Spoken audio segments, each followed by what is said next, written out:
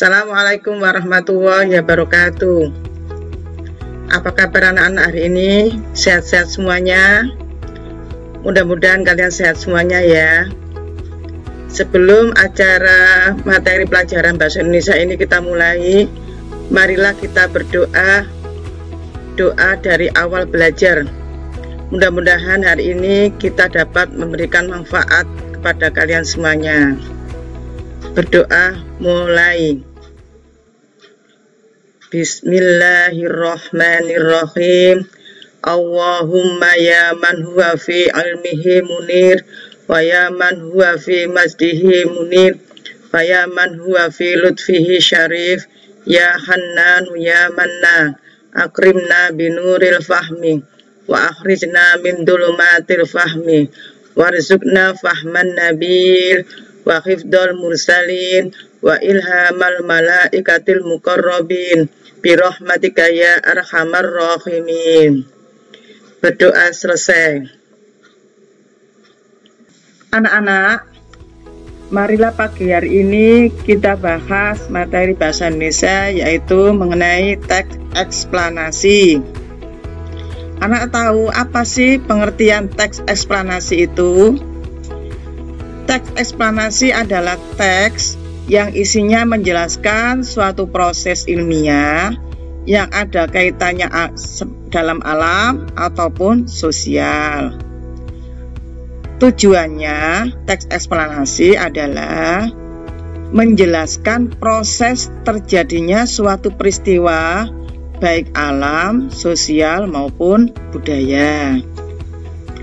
Sedangkan ciri-ciri teks eksplanasi yang pertama adalah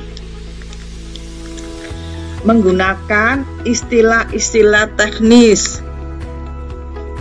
Apa istilah teknis itu? Istilah yang berkaitan dengan bidang ilmu tertentu. Ilmu apa? Ilmu yang sesuai dengan kaidah bahasa Indonesia, yaitu sering diganti dengan kata-kata populer agar pembaca mudah memahami isi teks. Nomor 2, menggunakan kalimat aktif dan pasif. Kalimat aktif adalah kalimat yang subjeknya melakukan pekerjaan. Sebaliknya, kalimat pasif adalah kalimat yang subjeknya dikenai pekerjaan.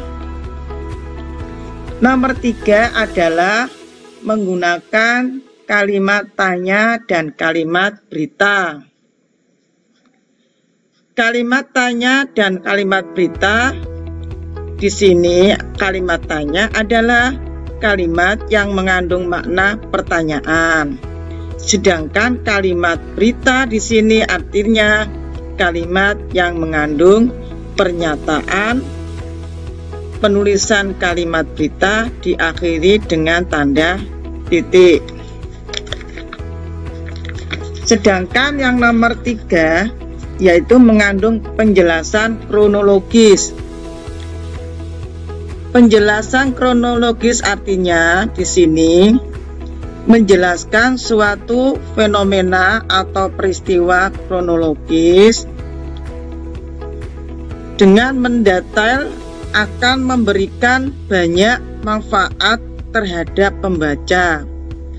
Oleh karena itu, penulis teks eksplanasi harus menguasai bidang yang ditulisnya. Yang E yaitu mengandung penjelasan kausalitas. Kausalitas di sini artinya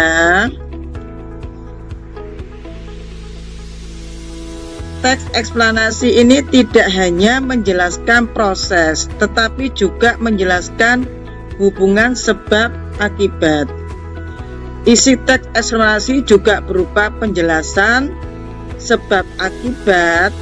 Oleh karena itu, penulis teks eksplanasi harus dapat menganalisis proses terjadinya sesuatu.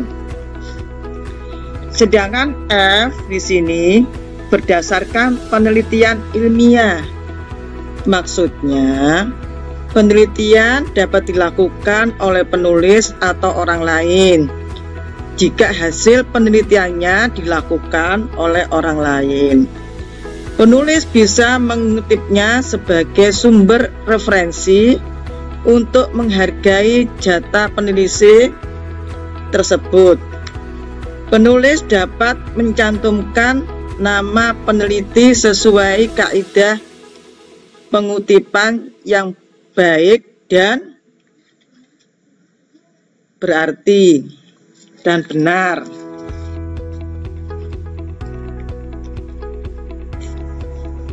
Sedangkan struktur teks eksplanasi. Struktur teks eksplanasi ada 3 bagian. Yang pertama yaitu pernyataan umum. Apa pernyataan umum itu? Pernyataan yang berisi gambaran umum suatu aspek atau peristiwa.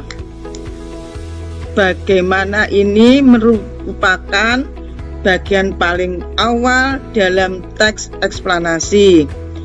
Dalam bagian ini, pembaca dapat mengetahui gambaran isi teks. Nomor 2 yaitu penjelasan. Apa isi penjelasan itu? Yaitu berisi perincian atau kejadian yang relevan dengan pernyataan umum. Di bagian inilah proses sekaligus hubungan sebab akibat atas peristiwa dijelaskan secara kronologis. Penjelasan ini bertujuan untuk menjawab pertanyaan bagaimana dan mengapa. Tidak semua teks eksplanasi bisa menjelaskan proses sekaligus hubungan sebab akibat. Sebagian teks eksplanasi hanya menjelaskan proses terjadinya suatu peristiwa sosial, urutan waktu.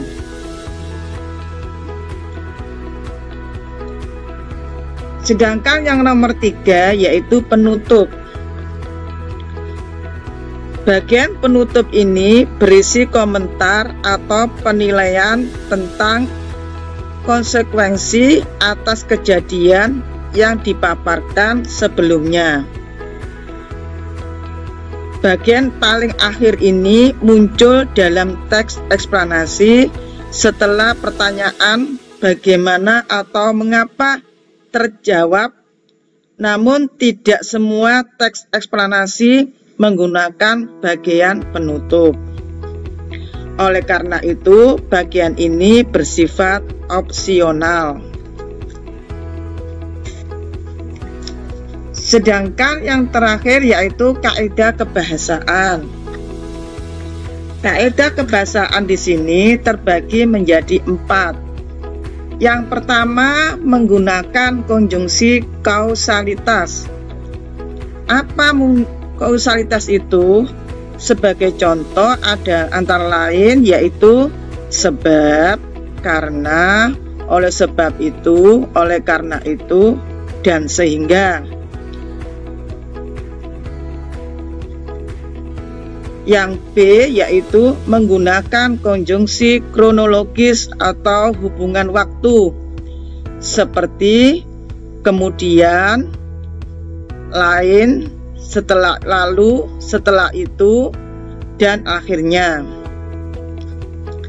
Sedangkan yang C menggunakan kata benda yang berujuk pada jenis fenomena, bukannya pada kata ganti pemerintahnya, penceritaannya.